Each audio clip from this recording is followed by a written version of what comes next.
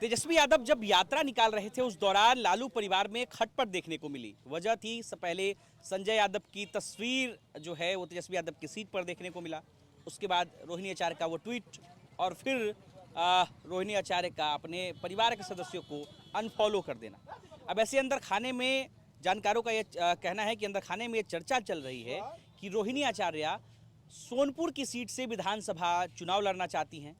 वहीं तेजस्वी यादव चाहते हैं कि उनके परिवार से जो है कोई भी व्यक्ति इस बार विधानसभा चुनाव के मैदान में न उतरे।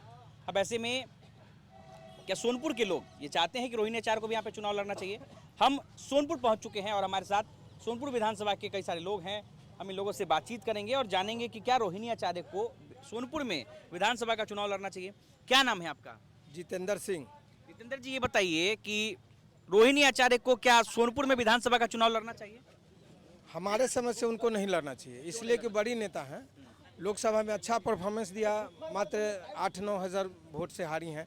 पिछला बार अगला बार निश्चित रूप से जीतेंगी, क्योंकि जहां कमियां था उसको हम लोग पूरा चिन्हित करके उनको जिताएंगे।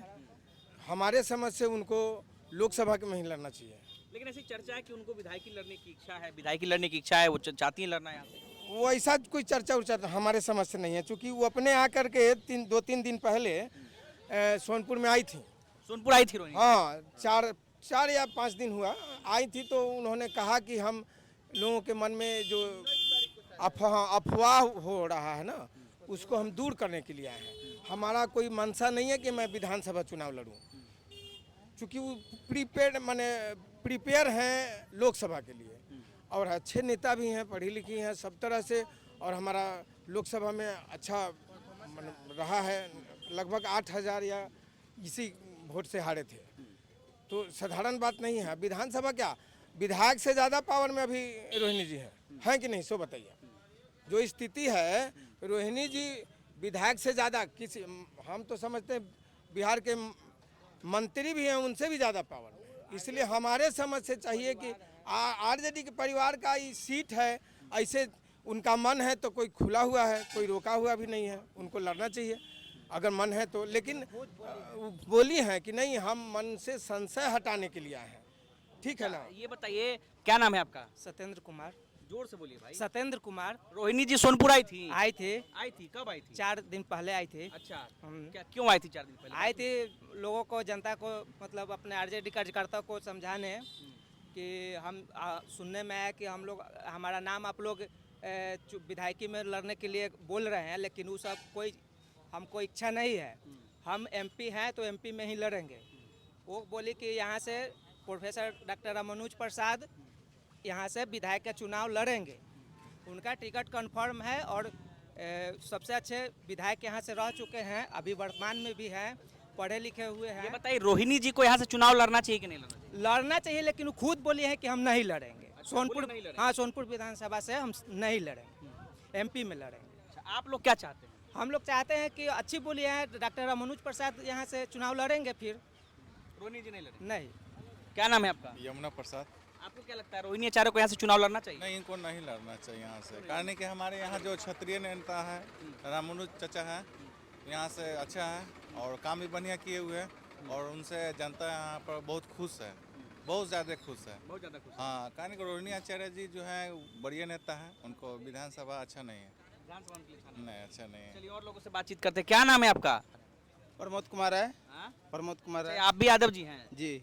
रोहिणी आचार्य को लड़ना चाहिए कि नहीं लड़ना चाहिए, ऐसे ही बताइए। जी नहीं भैया, काहे नहीं लड़ना चाहिए? क्योंकि वो देखिए, हमारे ख्याल से कि विधायकी और एमपी में दोनों में फर्क है ना। अगर एमपी में रहेंगे तो जाकर से वहाँ बैठेंगे, दिल्ली बैठेंगे। अब विधायक के सीट से लड़ के जीत के जाएंगे तो कहाँ जाएंगे, पटना में जाके बैठेंगे। तो तेजस्वी जी भी तो पटने में न बैठते हैं। सब ठीक है भैया, ये हम नहीं कह रहे हैं कि तेजस्वी जी दिल्ली जाके बैठते हैं। अब एमपी बन के जाएंगे तो हम लोग गर्व से जाएंगे ना उनके पास, कहेंगे कि हमारा ये काम है, ये काम करवा दीजिए, कहेंगे ना कि नहीं, हमारे क्षेत्र का जनता आया है, इनका कुछ सुनना चाहिए। अब विधायक तो हमारे घर का विधायक है, जब मन करता है तब चल जाते हैं, पैदल टहल के चल जाते हैं उनके पास, और जबरन काम कराते हैं। तो रोहिणी जी रहेंगे तो नहीं चले जाइएगा उनके पास? यहाँ से वहाँ जाना पड़ेगा ना, इसीलिए तो कह रहे हैं कि वो दिल्ली रहेंगे तो ज़्यादा बेटर रहेगा। दिल्ली रहना चाहिए। हाँ, उनको अरे, दिल्ली रहना तो आप उनका समर्थन कर रहे हैं कि विरोध कर रहे हैं जी? विरोध नहीं कर रहे हैं। ये विरोध कैसे हो गया? किस एंगल से आपको विरोध नजर आ रहा है? फिर तो वहाँ रहेंगी। अरे भैया वहाँ रहेंगे तो यहाँ के लिए तो सोचेंगे ना। मान लेते हैं कि यहाँ का जनता उनसे कहेगा कि नहीं हमारे लिए यहाँ सोनपुर स्टेशन पर कुछ ट्रेन का व्यवस्था किया जाए, तो संसद में उठाएंगे ना, आवाज़ उठाएंगे ना कि नहीं वहाँ का जनता के लिए यह कष्ट हो रही है, या ऑटो चालक के लिए कुछ भी करना चाहिए। चलिए, और लोग हैं। क्या नाम है आपका? सुधीर कुमार राय। आपको क्या लगता है कि रोहिणी आचार्य को चुनाव लड़ना चाहिए कि नहीं लड़ना चाहिए? रोहिणी आचार्य अगर चाहती हैं चुनाव लड़ना तो ये उनका सीट है, लड़ें। लालू यादव का ही सीट रहा है, इस नाते उनका भी सीट है। इंडिया गठबंधन के अभी प्रत्याशी जो वर्तमान यहाँ से जीते हुए हैं, अगर इनका टिकट चेंज होता है तो रोहिणी आचार्य जी आए, और नहीं तो ये जो वर्तमान प्रत्याशी हैं ये लड़ रहे हैं, लड़ें। अच्छा, एज ए वोटर आपकी क्या इच्छा है कि रोहिणी आचार्य को चुनाव लड़ना चाहिए कि नहीं लड़ना चाहिए? नहीं, एज ए वोटर तो रोहिणी आचार्य जी जहाँ हैं वहाँ ठीक हैं, और अगर उनकी इच्छा है तो इंडिया गठबंधन की बड़ी नेता हैं, बिहार में इंडिया गठबंधन की बड़ी नेता हैं, तो हम लोग चाहेंगे कि रोहिणी आचार्य जी का अगर इच्छा है, अगर उनका इच्छा है तो वो आए। क्षेत्र की जनता उनका स्वागत करती है, उनके साथ है, जिता के भेजेंगे। इंडिया गठबंधन पीछे एक और चचा है। चचा, क्या नाम है आपका? मेरा नाम मुलायम सिंह यादव है। मुलायम सिंह यादव है। अच्छा, देखिए, बिहार के मुलायम सिंह यादव है। हाँ? बिहार के मुलायम सिंह यादव है ये। आप बिहार के मुलायम सिंह यादव हैं। किसके समर्थक हैं आप? हम तो यहाँ राममनु जी का समर्थन। अच्छा, रोहिणी आचार्य को चुनाव लड़ना चाहिए? नहीं, रोहिणी आचार्य के चुनाव नहीं लड़ना चाहिए, क्योंकि एमपी में है ना। एमपी में है तो बड़ा नेता है, यहाँ विधानसभा में नहीं, उनको चाहिए कि चुनाव हम लड़े। ये चर्चा है कि वो विधानसभा चुनाव सोनपुर से लड़ना चाहती नहीं, है। अफवाह है कि वो लड़ेगी, ऐसा कोई बात नहीं है ना। वो अपने आगे खरीद की, ऐसा कोई बात नहीं है। यहाँ राममनु जी हैं, बढ़िया कैंडिडेट है, बढ़िया है।